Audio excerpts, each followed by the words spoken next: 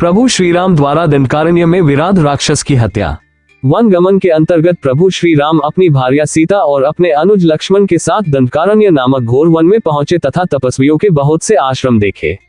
आश्रम में फल मूल का आहार करने वाले जितेंद्रिय तथा अग्नि के समान तेजस्वी मुनि निवास करते थे। महान तेजस्वी श्री राम ने उस आश्रम मंडल को देखकर अपने महान धनुष की प्रत्यंचा उतार दी। फिर वे आश्रम के भीतर गए। उन मुनियों ने पत्रम पुष्प फल जला आदि से प्रभु श्री राम जी का सत्कार किया। मुनियों ने कहा, ते वयम भक्ता रक्षा भविष्यवासिन नगरस्थो वनस्थो व त्वम में राजा जिनेश्वर। हम आपके राज्य में निवास करते हैं, अतः आपको हमारी रक्षा करनी चाहिए। आप नगर में रहे या वन में, हम लोगों के राजा ही हैं। इसके बाद पश्चात प्रभु श्री राम वन के भीतर प्रवेश किए। वहां उन्हें एक नरभक्षी राक्षस मिला। वह राक्षस इन तीनों को देखते ही क्रोध में भरकर उनकी ओर दौड़ पड़ा और सीता जी को गोद में लेकर कुछ दूर जाकर खड़ा हो गया तथा कहा, युवा जटाचीरधरो सभार्यो क्षीण जीविता प्रविष्टो दंडकारण्यम शर्चापासिपानिनो। तुम दोनों जटा और चीर धारण करके भी स्त्री के साथ रहते हो और हाथ में धनुष बांध लिए दंडकुंड में घुस आए हो, अतः जान पड़ता है तुम्हारा जीवन क्षीण हो चला है।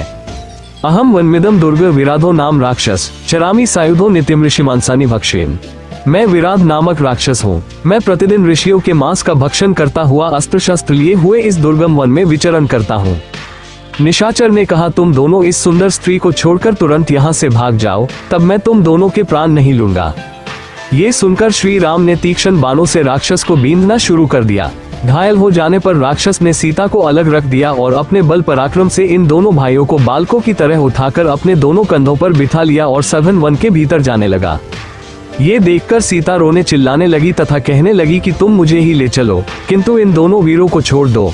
तत्पश्चात लक्ष्मण ने उस राक्षस की बाईं और श्री राम ने उसकी दाहिनी बाह तोड़ डाली। उसके बाद एक बड़ा गड्ढा खोदकर उस भयंकर राक्षस विराट को बलपूर्वक उठाकर गड्ढा में फेंक दिया।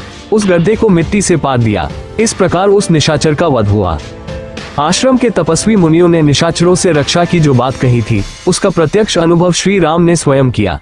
पढ़ने के लिए आपको नमन एवं वंदन। श्री राम जय राम जय जय राम।